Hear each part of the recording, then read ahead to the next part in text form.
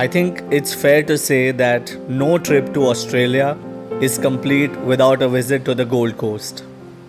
And it's even more special to us because it's our last destination of this Australian road trip.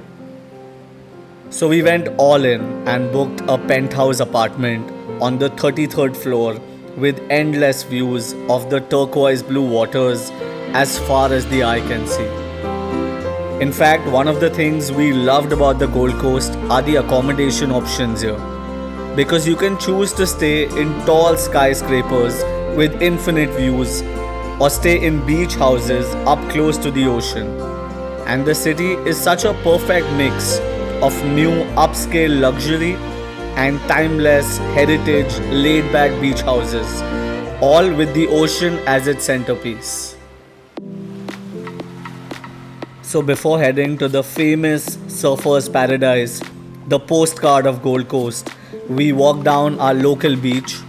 The Mermaid Beach is a quiet, relaxed stretch of golden coastline away from the crowds and the creme de la creme of beachfront real estate. See, today is the last day of our 15-day holiday and we had plans of taking it easy, but it wasn't the most ideal beach day with strong winds and sand blowing across our faces. We decided to visit Surfer's Paradise and were in for a very pleasant surprise. So Surfer's Paradise is the main beach of Gold Coast and it's where you'll find everything. But every Wednesday, the beach promenade turns into a flea market with more than 100 stalls. You'll find fashion, jewelry, accessories, art pieces, homewares, handmade toys, free tasting menus. The whole place is buzzing with the most perfect beach backdrop you can imagine. What I really liked is that there's no commercial brands here. It's all local artists, designers and entrepreneurs. And even if you don't want to buy anything, just talking to people, hearing their brand stories and creative journeys is a very inspiring vibe. Honestly, we were so intrigued by what some of these people were doing for a living. And it's also nice to see how these guys were supporting each other's work too. Yeah, there's a really good cookie store, Crumbs Cookies. So Instagram, crumbs.aus. Check it out. Apparently they're the best cookies in Australia. I don't know. So of course, when a beach is named Surfer's Paradise, you pretty much know what it's famous for. But it's not just the waves that make this beach the highlight of Gold Coast. There's a whole ecosystem surrounding the beach. Like you can take a dip in the ocean or laze in the golden sands. There's live music performances on the promenade and some of the cutest stalls in the markets. I loved one where you can get a picture of your eye and frame it.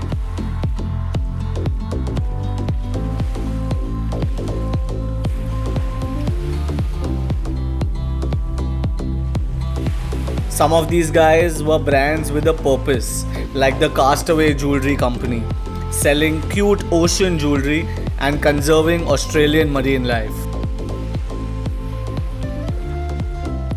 So after 15 days, on our last day here in Australia, we were picking up all our souvenirs to take back home when Ritika came across the cutest stall and I think the cutest store owner. We made our own candles with the sands of the Gold Coast and took back some of our most cherished memories from the land down under.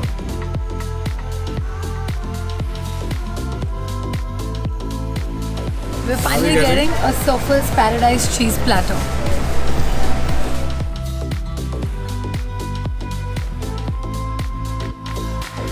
So this is in no way a complete Gold Coast video because there is so much to do here. There's theme parks like Dream World, Sea World, Movie World. There's the hinterlands with lush rainforests, waterfalls and wildlife. There's vibrant nightlife and lively nightclubs. But in this video, It is just the last day in Australia, and all we wanted to do was hang around the local streets and do local things. See, this entire Australia trip was a family holiday for us. We went with Ritika's parents and we were not actively shooting. We must have shot for about 4 days out of the 15, just so we could someday look back at the highlight reel of our life. And it's stories like this we'd love to remember and shoot more. Like a gin brand that started in his garage, where every bottle is distilled, packed and sold by just one person. And the only way you can buy a bottle is from the owner's home.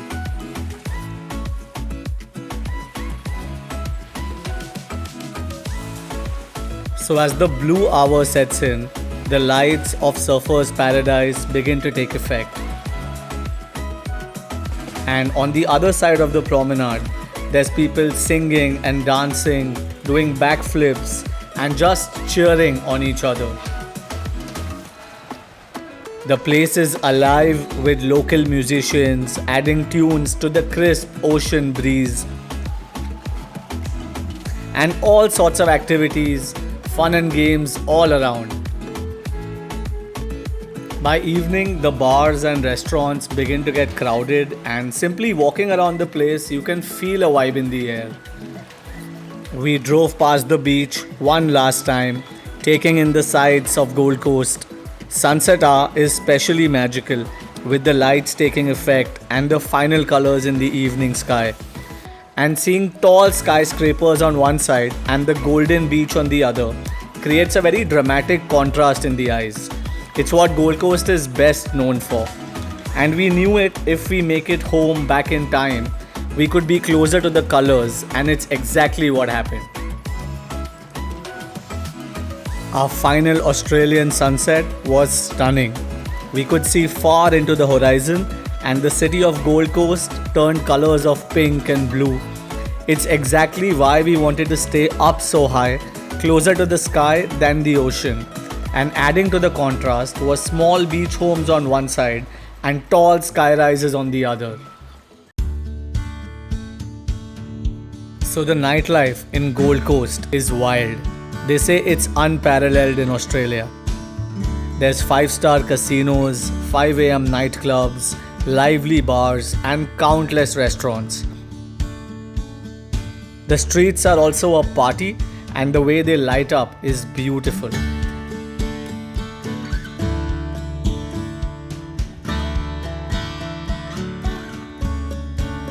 You can do quaint and cozy or do a rage and blowy.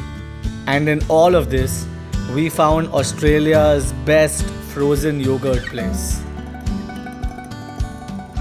See, the last night on any holiday is very special. It kind of closes the place down with sweet memories. We stayed in Gold Coast for 3 nights, and it was the perfect way to end our time in Australia. Almost ready to go back home, we had to return our car tomorrow and fly back home. But there was one final thing left to do.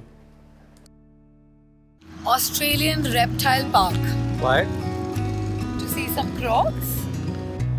So when I think of Australia, the first thing I imagine is huge saltwater crocodiles lying in marshland. But that's just the Northern Territory, and the next time we are here, we'll start from there. Maybe Darwin and the Outbacks. For now, we were going to see them at a reptile park and not out in the wild. There's just something about these crocodiles that deeply fascinates me, almost enough to call it my spirit animal. And then there's Ritika's favorite animal of Australia. The koala bear is nothing like a bear and is found only in eastern and southern Australia. It is the cutest natives of the land down under. Then there's the Galapagos tortoise that's living here since 2 centuries. Seriously, Australia is home to some of the wildest wildlife that you can discover. And finally, meet Elvis, Australia's crankiest croc, the largest living reptile, growing up to 19 feet. Honestly, it's like a dinosaur, and if you get too close, it's the last thing that you will see.